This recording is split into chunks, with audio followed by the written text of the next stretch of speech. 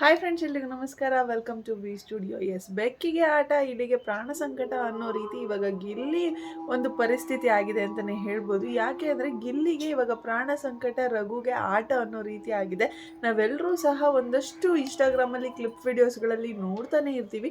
ಗಿಲ್ಲಿಯವರು ರಘುಗೆ ಎಷ್ಟು ಕಾಟ ಕೊಡ್ತಿರ್ತಾರೆ ಅನ್ನೋದನ್ನು. ಪಾಪ ರಘು ಅವ್ರು ಹೇಗೆ ಸಹಿಸ್ಕೊಂಡಿದ್ರು, ಅವ್ರಿಗೆ ಅವ್ರ ಪರ್ಸ್ನಾಲಿಟಿಗಾರು ಒಂಚೂರು ಬೆಲೆನೇ ಇಲ್ವಾ ಅನ್ನೋ ರೀತಿ ಇಲ್ಲಿ ಗಿಲ್ಲಿ ಅವ್ರ ಜೊತೆ ಕ್ವಾಟ್ಲೆ ಮಾಡ್ಕೊಂಡಿರ್ತಾನೆ. ಆ್ಯಂಡ್ ರಘು ಅವರು ಕೂಡ ಅದೆಲ್ಲವನ್ನು ಸಹ ಸಹಿಸ್ಕೊಂಡು ಗಿಲ್ಲಿ ಜೊತೆ ಹೇಗೆ ನಡ್ಕೋಬೇಕು ಆ ರೀತಿ ನಡ್ಕೊಂಡು ಆರಾಮಾಗಿ ಖುಷಿಯಾಗಿದ್ದಾರೆ ಅಂತಲೇ ಅನಿಸುತ್ತೆ.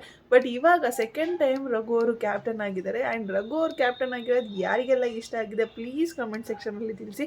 ಯಾಕೆಂದರೆ ಈ ಬಾರಿ ಕ್ಯಾಪ್ಟನ್ಸಿ ಓಟಕ್ಕೆ ಅಂತ ನಿಂತ್ಕೊಂಡಾಗ ಆ ಒಂದು ಟೀಮಲ್ಲಿ ಇದ್ದಿದ್ದು ಅಶ್ವಿನಿ ಅವರು ಕಂಪ್ಲೀಟ್ ಬಕೆಟ್ ಗ್ಯಾಂಗ್ ಅಂತಲೇ ಹೇಳ್ಬೋದು. ಸೊ ಅವರನ್ನೆಲ್ಲ ಬಿಟ್ಟು ರಘು ಅವ್ರು ಆಗಿರೋದು ನಿಜಕ್ಕೂ ತುಂಬಾ ಖುಷಿ ಆಯಿತು.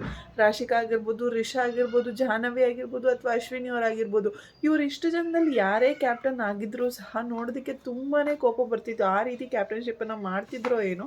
ಸೊ ಇವ್ರು ಯಾರು ಸಹ ಕ್ಯಾಪ್ಟನ್ ಆಗದೆ ರಘು ಅವರು 2ನೇ ಬಾರಿ ಕ್ಯಾಪ್ಟನ್ ಆಗಿದ್ದಾರೆ. ಸೊ ಕಂಗ್ರ್ಯಾಚುಲೇಷನ್ ರಘು ಸರ್ ಅಂತಲೇ ಹೇಳ್ಬೋದು.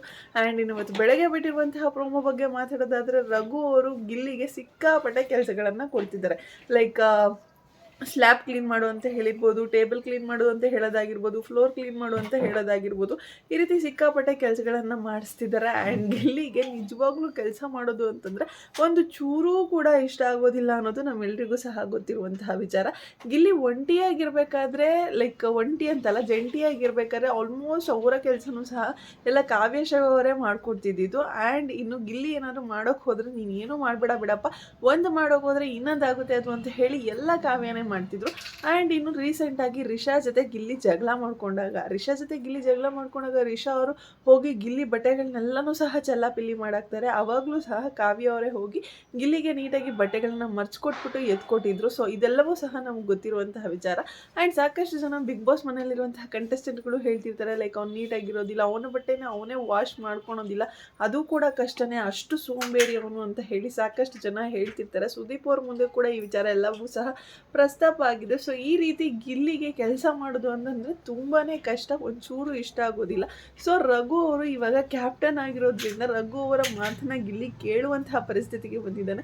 ಆ್ಯಂಡ್ ಗಿಲ್ಲಿ ಕೈಯಲ್ಲಿ ಎಲ್ಲ ಕೆಲಸನೂ ಮಾಡಿಸ್ತಿದ್ದಾರೆ. ಬಟ್ ಅವ್ರು ಗಿಲ್ಲಿ ಮಾಡ್ತಿರೋದನ್ನ ನೋಡ್ತಿದ್ರೆ ಅಚ್ಚುಕಟ್ಟಾಗಿ ನೀಟಾಗಿ ಕೆಲಸನ ಮಾಡ್ತಿದ್ದಾರೆ ಅಂತ ಅನ್ನಿಸ್ತಿಲ್ಲ. ಏನೋ ಮಾಡ್ತೀನಿ ಬಿಡು ಅನ್ನೋ ರೀತಿ ಮಾಡ್ತಿದ್ದಾರೆ. ಬಟ್ ನೋಡೋದಕ್ಕೆ ತುಂಬ ಖುಷಿ ಆಗ್ತಿದೆ ಅಂತಲೇ ಹೇಳ್ಬೋದು ಗಿಲ್ಲಿ ಕೆಲಸ ಮಾಡ್ತಿರೋದನ್ನ. ಆ್ಯಂಡ್ ಇನ್ನು ಕಳಪೆ ಅನ್ನುವಂತಹ ವಿಚಾರಕ್ಕೆ ಬಂದರೆ ಈ ಬಾರಿ ಮನೆಯ ಕ್ಯಾಪ್ಟನ್ ಆಗಿದ್ದಂತಹ ಮಾಳು ಅವ್ರಿಗೆ ಕಳಪೆನ ಕೊಟ್ಟಿದ್ದಾರೆ. ಇಡೀ ಕಂಪ್ಲೀಟ್ ಬಕೆಟ್ ಗ್ಯಾಂಗ್ ಅಂತ ಏನು ಕರಿತೀರಿ ನಾವು, ಆ ಗ್ಯಾಂಗ್ ಅವರೆಲ್ಲ ಸೇರಿಕೊಂಡು ಮಾಳು ಅವ್ರಿಗೆ ಕಳಪೆನ ಕೊಟ್ಟಿದ್ದಾರೆ. ಆ್ಯಂಡ್ ಅಶ್ವಿನಿ ಮತ್ತು ಜಾಹ್ನವಿ ಅವರು ಇಬ್ಬರು ಸಹ ಒಂದು ಮಾತಾಡಿರುವಂತಹ ಆಡಿಯೋ ವೈರಲ್ ಆಗಿತ್ತು. ಲೈಕ್ ರಕ್ಷಿತಾಗೆ ಕಳಪೆ ಕೊಡುವಂತಹ ವಿಚಾರನ ತುಂಬ ಎವಿಡೆಂಟಾಗಿ ಇಬ್ಬರೂ ಸಹ ಡಿಸ್ಕಸ್ ಮಾಡ್ಕೊಂಡು ಮಾತಾಡಿದರು. ಬಟ್ ಅಲ್ಲಿ ಬರೋಷ್ಟರಲ್ಲಿ ಏನಾಯಿತೋ ಗೊತ್ತಿಲ್ಲ, ಈ ಒಂದು ಆ್ಯಕ್ಟಿವಿಟಿ ನಡೆಯೋಷ್ಟರಲ್ಲಿ ಏನಾಯಿತು ಏನೋ ಗೊತ್ತಿಲ್ಲ, ಅವರ ಡಿಸಿಷನ್ಸ್ಗಳನ್ನು ಚೇಂಜ್ ಮಾಡಿಕೊಂಡು ಇವಾಗ ಮಾಳು ಅವ್ರಿಗೆ ಕಂಪ್ಲೀಟ್ ಬಕೆಟ್ ಗ್ಯಾಂಗ್ ಅವರೆಲ್ಲ ಸಹ ಮಾಳು ಅವ್ರಿಗೆ ಕೊಟ್ಟಿದ್ದಾರೆ ಕಳಪೆ ಅಂತ ಹೇಳಿ. ಆ್ಯಕ್ಚುಲಾಗಿ ಮಾಳು ಅವರು ಕ್ಯಾಪ್ಟನ್ ಆದಮೇಲೆ ಅವರ ಬಾಡಿ ಲ್ಯಾಂಗ್ವೇಜೇ ಚೇಂಜ್ ಆಗಿತ್ತು. ತುಂಬ ಚೆನ್ನಾಗಿ ಗೇಮನ್ನು ಆಡ್ತಿದ್ರು, ಮಾತಾಡ್ತಿದ್ರು, ಆ ಕಡೆಗೆ ಇಳಿದಿದ್ರು ಅನ್ನೋ ರೀತಿಯೇ ಕಾಣಿಸ್ತಿದ್ರು. ಕಿಚ್ಚ ಸುದೀಪ್ ಅವರು ಲಾಸ್ಟ್ ವೀಕ್ ಸಹ ಅದನ್ನೇ ಹೇಳಿದರು, ಕ್ಯಾಪ್ಟನ್ ಆದಮೇಲೆ ನಿಮ್ಮ ಒಂದು ಗತ್ತೆ ಚೇಂಜ್ ಆದಂಗೆ ಕಾಣಿಸ್ತಿದೆ ಮಾಡೋರೆ ಅಂತ ಹೇಳಿ. ಕಿಚ್ಚ ಸುದೀಪ್ ಅವರು ಸಹ ಅದನ್ನೇ ಹೇಳಿದರು. ಆ್ಯಂಡ್ ನಮಗೂ ಕೂಡ ಅದೇ ಫೀಲ್ ಆಗಿತ್ತು.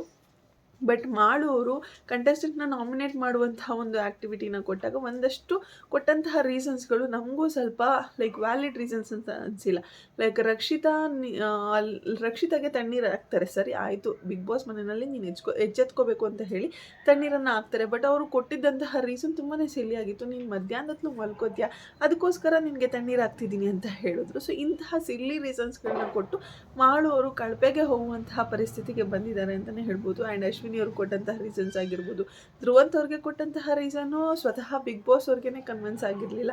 ಅವರೇ ಅವರ ರೀಸನನ್ನು ಚೇಂಜ್ ಮಾಡ್ಕೊಳ್ಳಿ ಅಂತ ಹೇಳಿದ್ರು. ಸೊ ಆ ರೀತಿ ಒಂದು ಸ್ವಲ್ಪ ಎಡವುದ್ರು ರೀಸನ್ಸ್ಗಳು ಹೇಳೋದ್ರಲ್ಲಿ. ಬಟ್ ಯಾರ್ಯಾರಿಗೆ ಏನೇನು ಕೊಡಬೇಕು, ರಾಶಿಕಾಗೆ ಬಿಗ್ ಬಾಸ್ ಮನೆಗೆ ಕಸ ಅಂತ ಕೊಟ್ಟಿರೋದಾಗಿರ್ಬೋದು, ಅಥವಾ ಧ್ರುವಂತ್ ಅವ್ರಿಗೆ ಸಗಣಿ ಅಟ್ಟಿದ್ದಾಗಿರ್ಬೋದು, ಆ್ಯಂಡ್ ಅಶ್ವಿನಿ ಅವ್ರಿಗೆ ಮಸಿ ನೀರನ್ನು ಸುರಿದಿದ್ದಾಗಿರ್ಬೋದು, ಈ ರೀತಿ ಚೆನ್ನಾಗಿ ಮಾಡಿದ್ರು. ಲೈಕ್ ಯಾರ್ಯಾರಿಗೆ ಏನೇನು ಕೊಡಬೇಕು ಅಂಥದ್ದನ್ನೇ ಕೊಟ್ಟರು. ಬಟ್ ರೀಸನ್ ಕೊಡೋದ್ರಲ್ಲಿ ಒಂದು ಸ್ವಲ್ಪ ವ್ಯಾಲಿಡ್ ರೀಸನ್ಸನ್ನು ಕೊಡಬೇಕಾಗಿತ್ತು.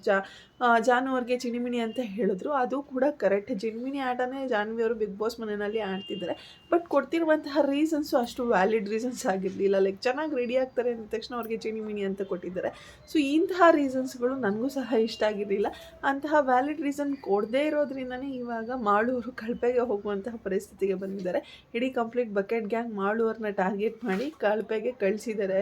ಸೊ ಮಾಳು ಅವರು ಕಳಪೆಗೆ ಹೋಗಿದ್ದು ಯಾರಿಗೆಲ್ಲ ಖುಷಿ ಆಯಿತು ಅಥವಾ ಯಾರಿಗೆಲ್ಲ ಬೇಜಾರಾಯಿತು, ಅಥವಾ ಮಾಳು ಅವ್ರನ್ನ ಬಿಟ್ಟರೆ ಕಳಪೆಗೆ ಯಾರು ಸೂಕ್ತ ಆಗಿದ್ರು ಅನ್ನೋದನ್ನು ಕಮೆಂಟ್ ಸೆಕ್ಷನಲ್ಲಿ ತಿಳಿಸಿ ಅಂತ ಹೇಳ್ತಾ ಇವತ್ತಿನ ವಿಡಿಯೋನ ಇಲ್ಲಿಗೆ ಎಂಡ್ ಮಾಡ್ತಾ ಇದ್ದೀನಿ. ಯಾರಿಗೆಲ್ಲ ವಿಡಿಯೋ ಇಷ್ಟ ಆಗಿದೆ ಪ್ಲೀಸ್ ಲೈಕ್ ಮಾಡಿ, ಶೇರ್ ಮಾಡಿ, ಕಮೆಂಟ್ ಮಾಡಿ.